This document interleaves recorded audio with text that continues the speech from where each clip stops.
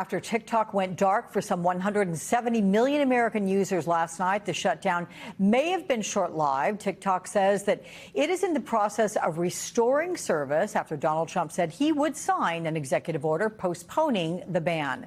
Joining me now with more is NBC Business and Data correspondent Brian Chung, who's been all over this for us. So take us through what happened, Brian, and what happens now. Yeah, a dramatic 24 hours from not working as of 11 p.m. Eastern time yesterday to now basically back online. I was confirming it. It seems to be working pretty fine. Here's the TikTok statement on them restoring services. They say, "We thank President Trump," which, by the way, mimics the language that TikTok users saw as they were able to get back in on this Sunday afternoon, for providing the necessary clarity and assurance to our service providers that they will face no penalties, providing TikTok to over 170 million Americans. Certainly a big deal. Again, after the app did go dark yesterday, a lot of people facing a prompt on their phone that says they were hoping that President Trump would do something. And again, it appears that that is happening. I do want to now point to, again, this is what the message that people saw last night or saw today. We are fortunate that President Trump has indicated that he will work with us on a solution to reinstate TikTok. But I want to point out the reason for why we saw TikTok come back online on Sunday is because of President-elect Donald Trump saying just a day before his inauguration that he will issue an executive order on Monday, which would extend the period of time before the law's prohibitions take effect so that he can make a deal, adding later on that he's hopeful that the United States could take a majority ownership in the TikTok U.S. company, which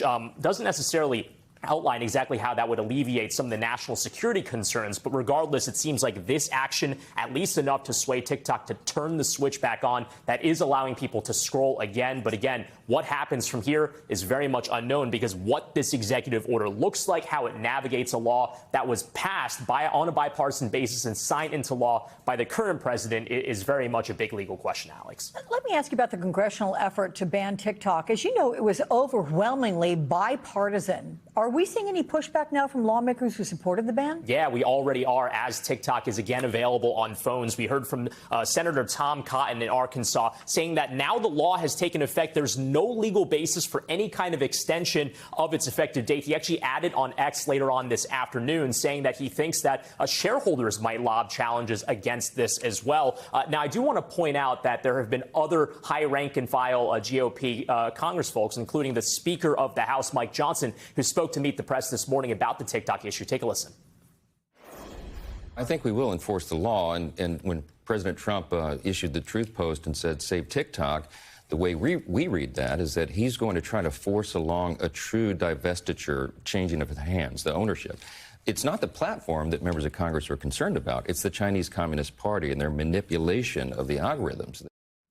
So an executive order tomorrow could buy more time to make that divestiture happen. Although I want to point out, again, some of these companies that are offering TikTok on the App Store up until yesterday, like Apple, we have not seen TikTok come back onto the platform because, again, the law says there will be steep penalties for those companies if they do offer this app. So it could be a very interesting story for Apple and Google as well, Alex. This seems to be exactly what Joe Biden warned about just last night, the rising influence of the rich, but clearly not something Donald Trump or his inaugural committee seems to be worried about. No, certainly not, Chris. I don't think that's how they'd characterize it at all. I think they would point to those people who you just mentioned, with the exception of the CEO of TikTok, argue that these are American job creators and leaders of key American businesses. Amazon alone employs something like 1.5 million people all around the country. And the idea that the President of the United States shouldn't be close with the people who are leading the firms that essentially set America apart is just not the way that they want to operate. I think the questions that the Trump administration will have to continue to answer as they go forward will be about conflicts of interest, particularly with someone like Elon Musk, who has his finger in so many different pies that, you know, are part of the federal government. Are these people close to the administration in a way that is good for the country, or are these people getting close to the administration in a way that is good for them and their bottom line and their investors? And that's something we're all going to have to watch quite closely together. I want to warn the country of some things that give me great concern.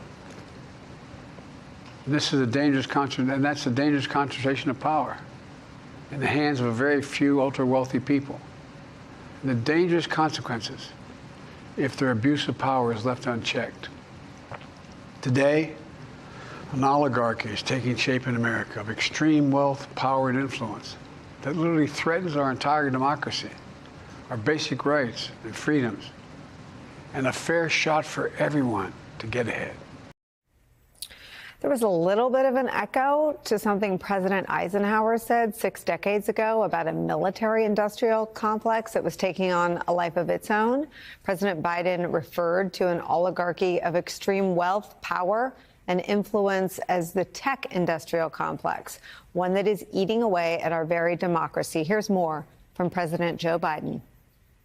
Americans are being buried under an avalanche of misinformation and disinformation, enabling the abuse of power. The free press is crumbling. Editors are disappearing. Social media is giving up on fact-checking. The truth is smothered by lies told for power and for profit. We must hold the social platforms accountable to protect our children, our families, and our very democracy from the abuse of power. Senator Bernie Sanders responded almost immediately with this post, quote, "Thank you, President Biden. You were absolutely right when you stated last night that an oligarchy is taking shape in America of extreme wealth, power, and influence that threatens our entire democracy, our basic rights and freedoms. This is the defining issue of our time." And as if on cue, on stage with Donald Trump at his inauguration Monday will be Mark Zuckerberg, Jeff Bezos, and Elon Musk. That comes after their companies donated $1 million each. Google, too, donated $1 million, as did Tim Cook, the CEO of Apple, who after the January 6th insurrection said the insurrection was, quote, "a sad and shameful chapter in our nation's history," and, quote, "those responsible for this insurrection should be held to account." Don't make any mistakes about what this is. It marks a profound shift for those men, for the tech giants. Tim Cook didn't donate to President Joe Biden's inauguration or to Donald Trump's in 2017. Neither did Meta, Amazon, and Google donated just a fraction of the $1 million they're forking over this year to Trump back in 17 and 2021. President Joe Biden's stark warning of an oligarchy taking shape in this country in the final days of his presidency is where we start today. Yeah, I mean, look, this is just the cost of entry, right? I mean, and one of the things that Trump made very clear is that, it cut both ways. On the one hand, he'd be willing to leverage government power to make people's lives and companies' lives more difficult, to punish, to retaliate. On the other hand, he is open for business. It's transactional. I mean, this was something he said during the campaign when he sort of shouted out into the void that if, the fossil fuel industry put a bunch of money into some super PACs to help him, that the second he got into office, he would deregulate and eliminate a bunch of provisions that were undermining their financial bottom line. And he's always made it very clear that he's transactional. And that's the part where when you overlay that with what President Biden said, the warning becomes very stark. Because for here, they're not just giving some money to go along, to get along, to avoid, any kind of retaliation. It's much more insidious than that and scary.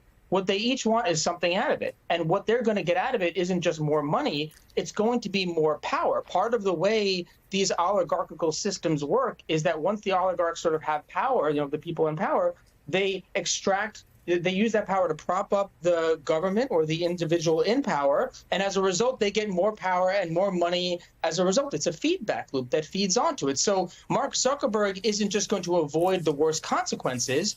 In addition to giving Trump money, what we are now going to see is a landscape, not just where he's laissez-faire, but where he starts to slowly tip the scales in favor of the dominant narrative, in favor of Trump's narrative. The same way that Trump works the refs in newsrooms is the way now that he's going to work it in these technology companies, which increasingly have enormous amount of influence over the story that we tell ourselves every single day. So on the one hand, they'll get richer and more powerful. They'll use that power to prop up the government in place. And at the same time, they'll be polluting the very conversation that individuals get day to day, which is the one thing we need to inoculate ourselves to both preserve, strengthen, and enhance our democracy moving forward.